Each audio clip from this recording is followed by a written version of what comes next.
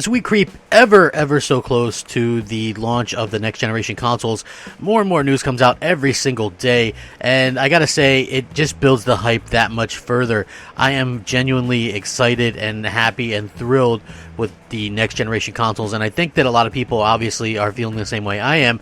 I think maybe the one difference would be, yeah, it's a little late for us not to have a release date, it's a little late for us not to have a price, but I think that stuff is definitely coming, and it really just comes down to who's going to be willing to show their hand first. Obviously, that's going to be something that these companies are going to have to do at some point. I can't imagine them just going on and on like this. But with that being said, they've got to shore up the release date games. They've got to shore up the launch window games. They've got to shore up the pricing and the release dates themselves, although we know for sure that both these consoles will be dropping in November of this year. So now it just comes down to the exact date, usually probably between the 5th or 6th and the 13th. That's like the big rumor or whatever. So we'll have to take that for what it's worth when this actually does happen. What's up, everybody? Crapgamer here with Crapgamer Reviews. Back with another video. Please take a minute and consider subscribing. Also share it out, and you can like it. A simple like goes a long way. Shout out to all the old subscribers, new subscribers, everybody in between. You guys are absolutely fantastic and phenomenal. I really do appreciate each and every one of you. You keep me going, man. You guys keep me going. You keep me active. You keep me trying to improve and do better things, and I much appreciate it, so thank you very much. So we know that both the PlayStation 5 and Xbox Series X are going to be pretty monster consoles, right? They're going to be, no doubt about it, phenomenal consoles. They're supposed to be pushing the next gen and all that kind of stuff, and that's really great. I think that that's exactly what you should do.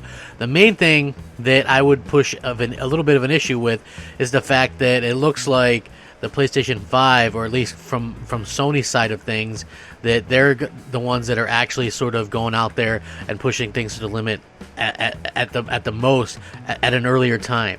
Now it's kind of come out, according to Xbox Architect, that developers actually still want to use traditional rendering techniques without a performance penalty. So again, this is something that you're going to have to kind of put up with, but it looks like Microsoft is taking a different route than Sony in terms of this, because Microsoft is, I guess, real big on the native 4K or true 4K or whatever, which if you're doing true 4K with 60 frames, depending on the game, it does make it a little bit more difficult to actually be able to do ray tracing or whatever. So obviously what they're going to be doing with the ray tracing is going to be very interesting, especially for Microsoft, considering they're doing things a little bit different. So according to Microsoft's engineer, they've worked with AMD to secure that there is a level of ray tracing support inside the Xbox Series X. The engineer actually says he doesn't seem to be really enthused about how readily it will be utilized. He says, "We do support DirectX ray tracing acceleration for the ultimate in realism, but in this generation, developers still want to use traditional rendering techniques developed over decades without a performance penalty. They can apply ray tracing selectively where materials and environments demand, so we wanted a good balance of die resources dedicated to the two techniques."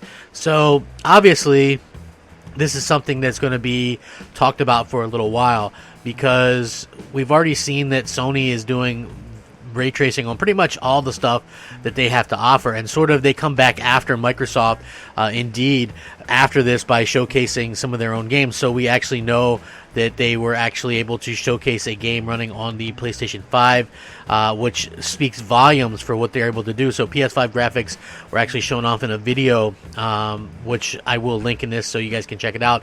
It's for this game called Observer System Redux, and it shows how special games are going to look on the PS5. Again, next-gen graphics comparison trailer absolutely is incredible. He says, we're talking 4K textures, real-time ray tracing, volumetric lighting, HDR realistic materials, Ultra HD character models, and 60-plus frames. Indeed, it's really what next generation is all about. It shows the difference between what the game looked like on PS4 and then shows you a side-by-side look on the PlayStation 5. Obviously, often due to the nature of games graphics, it becomes hard to remember what games looked like a few years ago, so now you can see what it looks like, a possibility on the PlayStation 5. And I have to say, I'm pretty much blown away by it, the fact that they're able to do so much with the PlayStation 5. Again, this is what I've been talking about for a long time. You know, you're going to be able to get, you know, the 4K textures, the real-time ray tracing, the lighting, the HDR, the models, the realistic materials, HD characters, and you're going to have the frame rates as well. So a lot of people that were jumping on the negativity bandwagon early on with the PlayStation 5 realistically don't know what they're really talking about, because we also have heard from other developers, even Quantum Error, which we're going to be seeing some gameplay on that, I believe next week.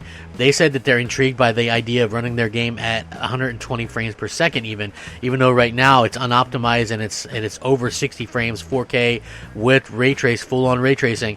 They said that they're going to be able to kind of look into maybe possibly getting it to 120 frames. So a lot of people that were sort of going against Sony, thinking that they couldn't do it, Sony just kind of proved them wrong on multiple occasions, and they're also out there proving them wrong when they're saying, oh, well, the PlayStation 5 won't be able to do ray tracing and things like this. I'll explain this once again, because I feel like a lot of people aren't getting it.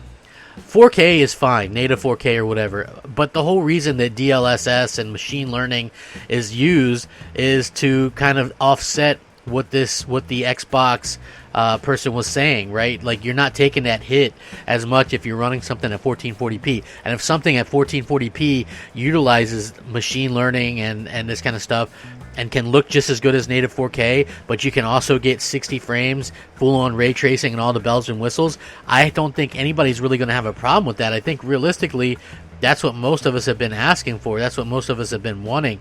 And so I feel like that's something that a lot of people should probably consider for next generation. I mean, I know a lot of us are really, looking forward to sort of doing this, but next gen is all about pushing the boundaries and pushing things, and I think that's realistically what we're going to keep seeing. We're going to keep seeing, Sony keep pushing the boundaries, and despite the fact that everybody keeps saying how much more powerful the Series X is, which it is more powerful, but we've yet to actually utilize any of that or see that anywhere, because we haven't seen any new footage of anything running on it, which is a little bit concerning at this particular point in time, because we're literally, 3.5 months tops away from the launch of these, and we haven't seen anything running. It is concerning, but I do think that what Sony is doing is kind of going on the offensive here by showcasing just what the PlayStation 5 is capable of. And realistically, what they've showcased so far has been incredibly important to telling people, hey,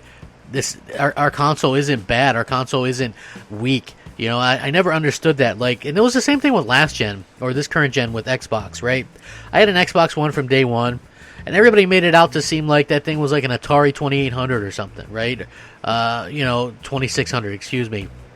Everybody just kind of poked fun of it, how weak it was, or this or that, the other thing. It played the same games. I mean, the same multiplats. Maybe not as many pixels or whatever, but it still played the same games, and it played them incredibly well, in my opinion. So, to me, the thought that the PlayStation 5 and the Xbox Series X is the smallest gap of power between any two consoles released between Microsoft and Sony, that tells me everything I need to know. You're not going to get this huge disadvantage that a lot of people are kind of building up on the internet, and I feel like people are sort of running away with that stuff, and it's not surprising, but I think it is a little bit disappointing just to see that, you know what I mean? Especially given the fact that you look at the actual exclusive and the games, and you can just feel that Sony has such an edge there, and that's really what should matter most of all anyways, like the games and things like that. I mean, there's all kinds of things, like Silent Hill rumored to be coming to PlayStation 5 first. You have, maybe even Grand Theft Auto 6 being some kind of timed exclusive on PS5. Like, these things could happen and would sway people. It'd be a huge argument to buy a PlayStation 5 over an Xbox Series X, and literally Microsoft has done a poor job of explaining why people should even buy one, because Phil Spencer's on record as saying it's not about how many consoles he sells. Like, he doesn't care if you buy one or not. Like, that's on record. To me, that doesn't really make as much sense as what Sony's trying to do. Like, yeah, I get it. They want to people on their services or whatever, but if you sell 200 million Xboxes, that's 200 million potential people to subscribe to Game Pass or buy software or buy, whatever, gold, whatever the case may be. You would do better the more consoles you sold. So I really do think that it's interesting the way that we keep seeing this stuff come up, and the way that we see sort of these developers and Sony themselves respond and kind of put everybody in their place, because I'm not sure exactly what's happening. A lot of people getting free stuff these days, much different than my day when, you're battling for Xbox, just for people to kind of respect the fact that it has some games and some cool stuff. But I digress. I will link all this stuff in the article, all the articles and stuff in the description below. I really do appreciate everybody taking time out of your schedule to check out one of my videos. It means a lot to me. Once again, please consider subscribing, like, share, all that kind of good stuff. Hit the bell so you're notified of everything as soon as it drops. I would appreciate it. If you want to hit me up on Twitter at @the_Crapgamer, Xbox Live, MOH, Space Crapgamer, PSN, just Crapgamer. Thank you all so very much for checking out another one of my videos. Please stay safe, happy, and healthy. Rack 'em up. Game on, my friends. Game on. Crapgamer out. Unscripted.